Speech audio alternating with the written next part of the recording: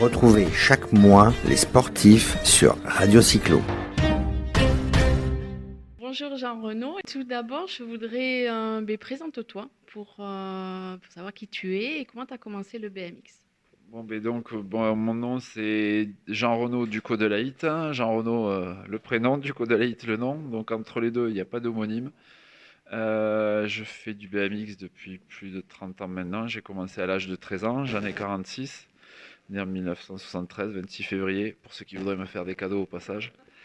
Et donc j'ai découvert le BMX de façon totalement insolite, à travers un film. Souvent ça fait rire quand j'évoque le sujet, mais à travers le film E.T., qui était sorti en 1983 et qui relatait les aventures d'un extraterrestre échoué sur la planète bleue, et avec Elliot, qui était un humain qui passe entre ses mains et qui le faisait circuler à travers toute la ville sur un petit BMX. C'est les premiers BMX que j'ai vus à la télé. Sur grand écran, on va dire. Et tout ça, ça a été soutenu aussi par un autre événement qui avait lieu dans les années 80, qui était l'Indoor de Paris-Bercy, un gros indoor international qui faisait venir toutes les plus grandes stars du BMX américain sur un seul et même événement qui se passait à l'Indoor de Paris, à la salle de Bercy, le palais Omnisport de Paris-Bercy, on disait à l'époque. Voilà. Donc ça a été deux événements marquants qui m'ont conforté dans l'idée de continuer le vélo, parce que le vélo, j'en faisais déjà mon occupation principale. J'avais un petit vélo, un pliable, un vélo de plage à l'époque, on appelait ça, avec lequel je faisais le 400 coups, et c'était mon outil privilégié pour faire mes amusements divers et variés dans la rue ou ailleurs, quoi. Voilà. Et comment tu en es venu à la compétition? Parce que le BMX, c'est pas un sport qui est très médiatisé, très reconnu. Et l'Oriti, c'est super chouette, c'est mignon. Mais comment tu en es arrivé à la compétition, à en faire quasiment ton sport professionnel? D'accord. En fait, ça peut paraître curieux, mais dans les années 80, quand le BMX a débarqué en France, c'était vraiment un engouement général, et il y avait beaucoup, beaucoup de création de clubs un peu partout en France, beaucoup plus qu'aujourd'hui, l'air de rien. Et à la limite, on en voyait plus à la télé dans les années 80 qu'aujourd'hui, même à travers des publicités. Et naturellement, à l'époque, on ne se posait même pas la question d'en faire ou pas en compétition. On intégrait un club, et forcément, il y avait deux fédérations, même à l'époque où j'ai commencé. Il y avait la Fédération française de cyclisme d'un côté, qui faisait un championnat relativement modeste, en tout cas d'un point de vue du niveau technique des pilotes, qui était bien moindre que l'Association française de bicrossing, qui, elle, avait une vocation purement orientée vers le BMX.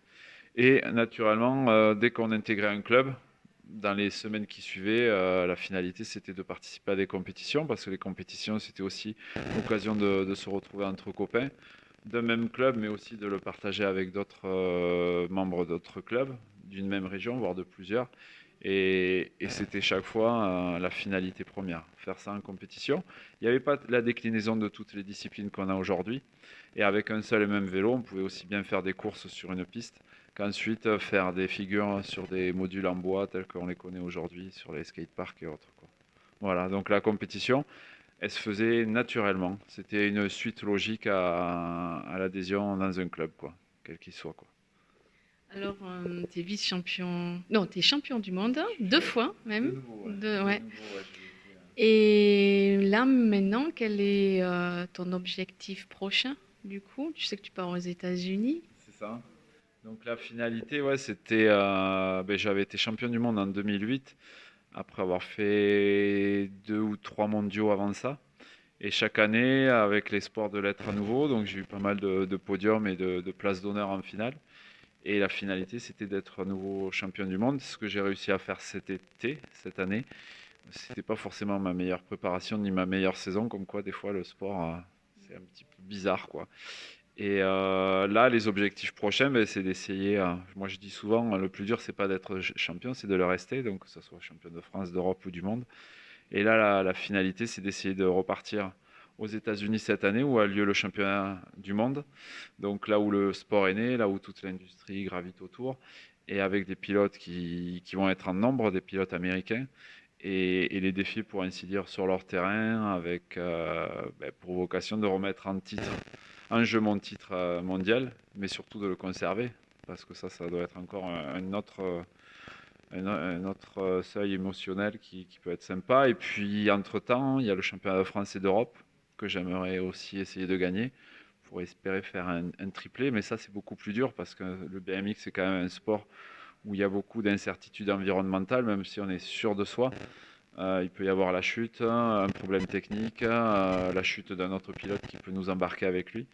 Donc voilà, on n'est jamais sûr de rien à l'avance, même si on a une très très bonne saison et on est dans un état de forme optimal. On n'est jamais à l'abri de tous ces impondérables-là. Donc par rapport à ça, on fait profil bas et on espère que juste le jour J, la chance nous sourit, quoi. Et puis la chance, on peut aussi la provoquer en s'entraînant comme il faut pour ces échéances-là, quoi. Et justement, donc tu es toulousain, Oui, un vrai toulousain.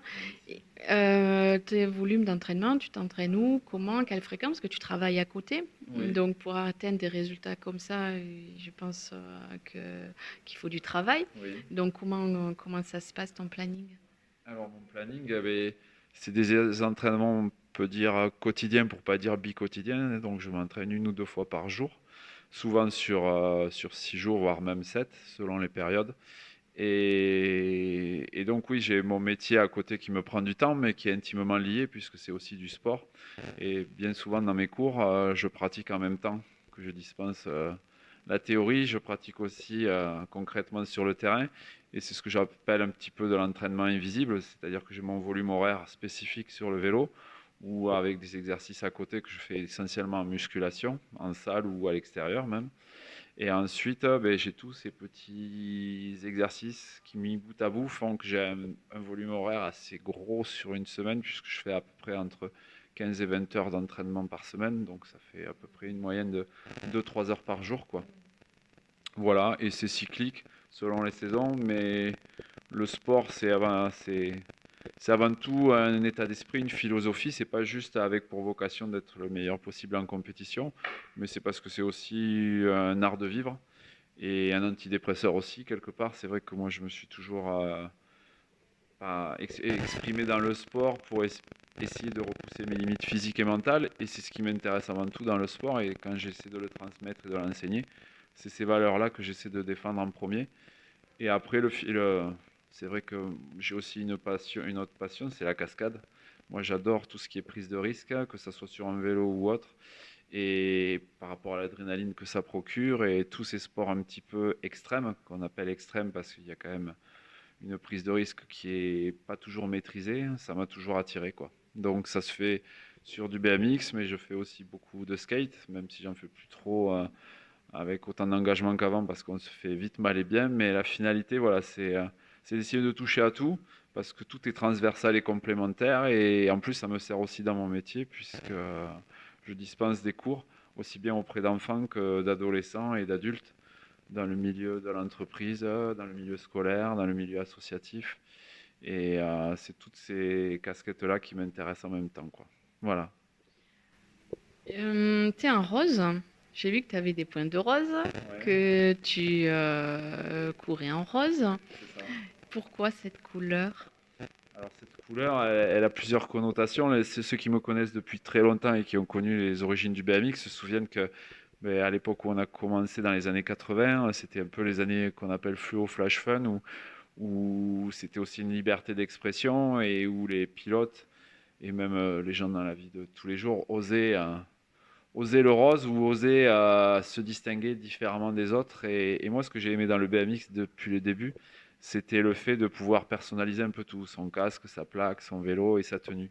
Et donc ça, on dirait le premier des indicateurs qui fait qu'aujourd'hui encore j'ose le rose, alors que plus personne, en tout cas chez les garçons, n'a vraiment osé pareille aventure. Et sinon, vraiment en trame de fond, c'est surtout que le rose est souvent associé à la cause du cancer, à la cause, surtout à la lutte contre le cancer, quoi. Et donc, moi, je voulais vraiment essayer de mettre ça en avant de façon un petit peu subliminale, puisque moi-même, en 2012, j'ai été atteint d'un cancer pour lequel on m'avait donné très peu d'espoir de vie à savoir à peu près 6 mois. Donc c'était il y a 7 ans de ça, et depuis, je ne sais pas si je m'en suis réellement sorti, je continue à être suivi semestriellement parlant. Mais du coup, voilà, c'était un petit clin d'œil pour tous les gens que j'ai croisés durant mes longs séjours dans les hôpitaux, pour juste leur dire, leur donner une lueur d'espoir et leur dire que malgré le fait que je sois à l'extérieur maintenant, je pensais toujours à eux et leur faire un petit clin d'œil et un hommage parce que j'oublie pas d'où je viens et surtout d'où je reviens. Et que c'est quelque chose qui peut impacter tout le monde dès demain, comme moi ça m'est arrivé, alors que j'abusais vraiment, vraiment de rien. Et ça devient, pour ainsi dire, un cataclysme dans votre vie et ça la bouleverse à jamais, quoi. Donc voilà pourquoi le rose. Et du coup, cette même couleur rose, en fait, quand j'ai repris les compétitions, pendant la maladie et surtout après, je me suis habillé de rose de la tête aux pieds.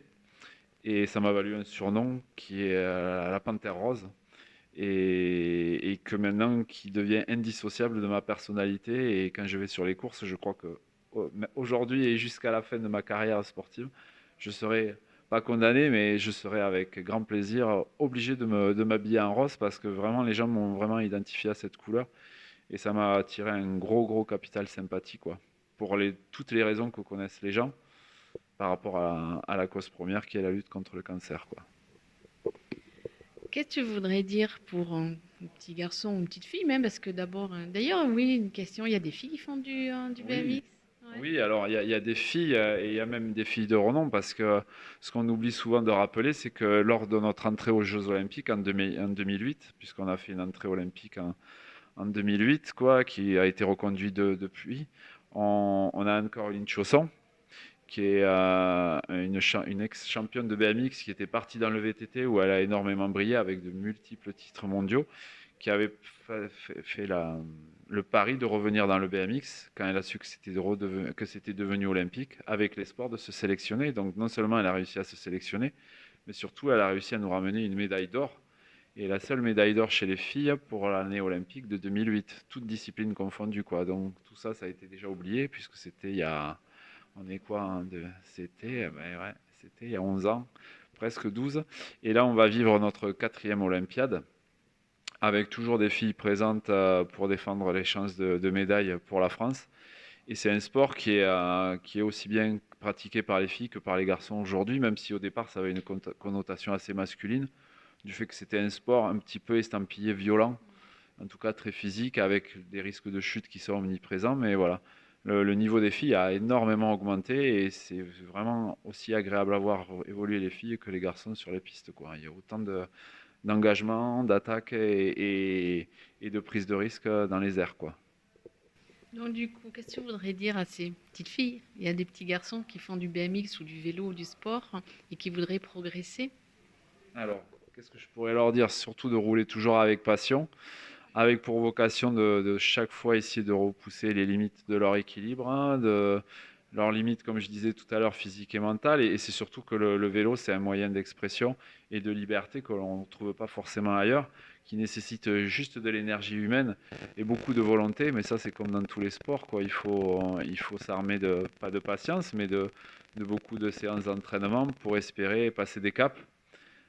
Ah, pas forcément avec pour vocation de comment dire, d'être un grand champion en compétition, mais juste de se faire plaisir, aussi bien sur du mobilier urbain, dans la rue, dans des skateparks ou sur une piste à proprement dit, que ce soit en compétition ou pas, mais toujours avec cette notion de plaisir. Je pense que dans n'importe quel sport que l'on pratique, si on veut y mettre de l'engagement, de l'investissement et beaucoup de temps, il faut toujours qu'il y ait cette notion-là, parce que malheureusement, au jour d'aujourd'hui, même si moi, à un moment, je l'ai espéré, on ne peut pas faire le pari qu'un jour on pourra en vivre réellement. C'est un sport où on est quand même assez vite vieux, quoi, pour rouler à très haut niveau et pour pouvoir espérer en avoir des retombées financières, quoi. Voilà, quoi.